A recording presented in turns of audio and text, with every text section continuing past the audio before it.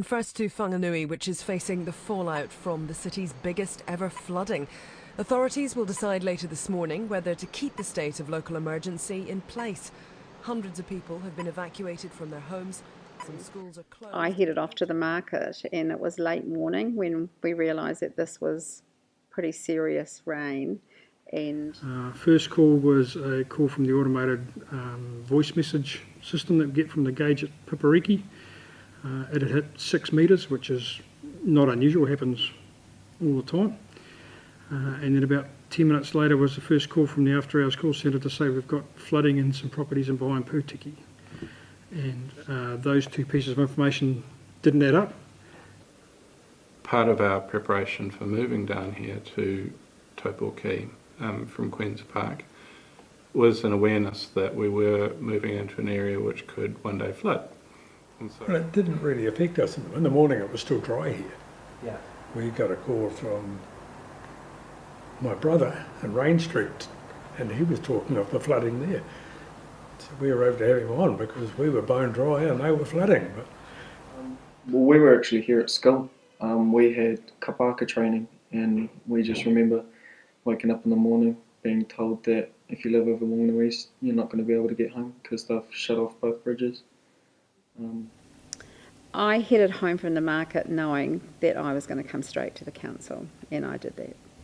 So it was in full swing and going according to plan, except that it was a very unusual event and we wouldn't normally have been seeing that kind of flooding in those areas. It's not common. But this one was unusual in that what was coming down the river was coming a lot faster than it ever has before. And there was also the big chunk of rain between the main gauges at Pipariki and town. Closed the gallery as per usual at 4:30, and then the entire gallery staff and all of our part-timers we all swung into action and enacted the plan which I'd mentioned. So within a couple of hours, really, we had cleared all of the gallery spaces and pretty well all of the shop.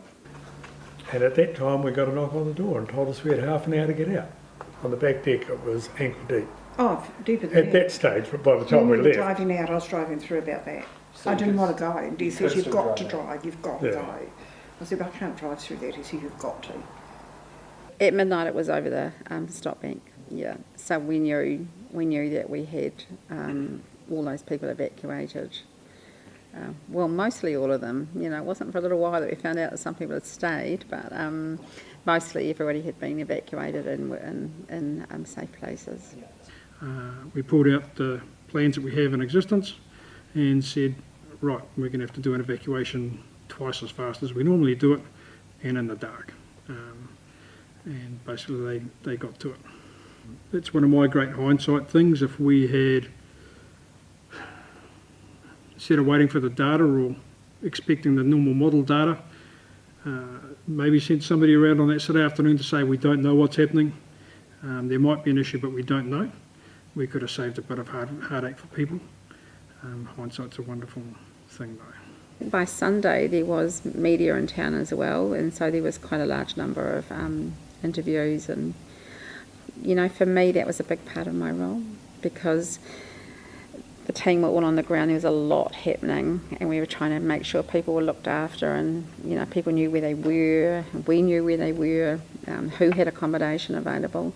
So at the same time we were conscious that we needed to be able to answer the questions of the media, because it wasn't just important to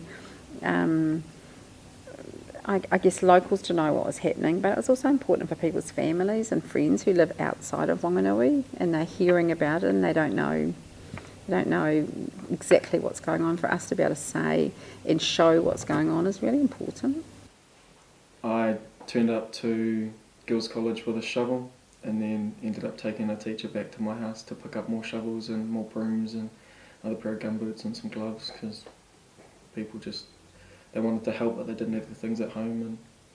And yeah, I just came because I had nothing at my house, but I just went to other family members' house and grabbed the equipment, and then I thought, well, my friends can come help because they're not staying home. We can all go help. So yeah, then I picked up some friends and came to school. was quite mind-blowing. You'd go up to the the civil defence headquarters and council and just be teeming with people, and there'd be meetings and planning, and you could just see all the different areas working together. And it was extraordinary. I mean, the amount of planning that went into make the mitigation of a terrible situation manageable was quite extraordinary. The state highway up to Parapara is closed fairly early on. Slips, and again, rural slips are a different issue to the river flooding. 85% of our rural road network was closed by that Saturday afternoon as well. When you're in the middle of something and you're really busy, you don't stop and think. This is huge, and it wasn't until we started realising just how much damage there was out in the rural areas as well from the rainfall event that we realised that this was going to have ramifications way wider than a group of houses flooded.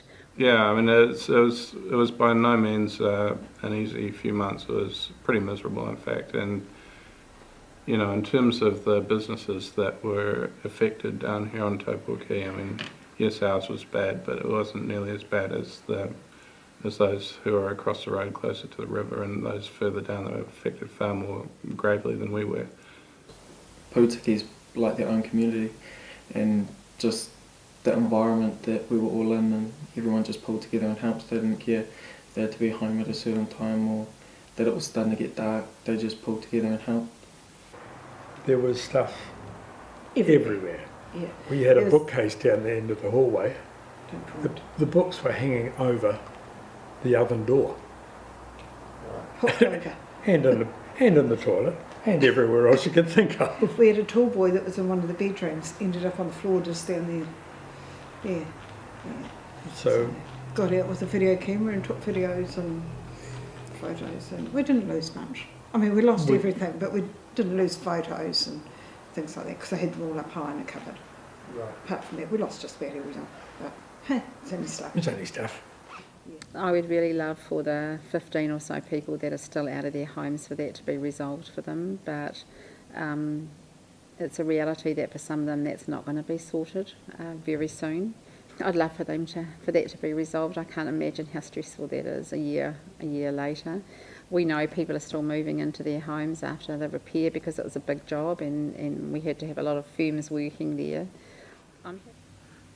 For most people, the event was over a couple of weeks after start. For most of 95% of Whanganui, everything dried out.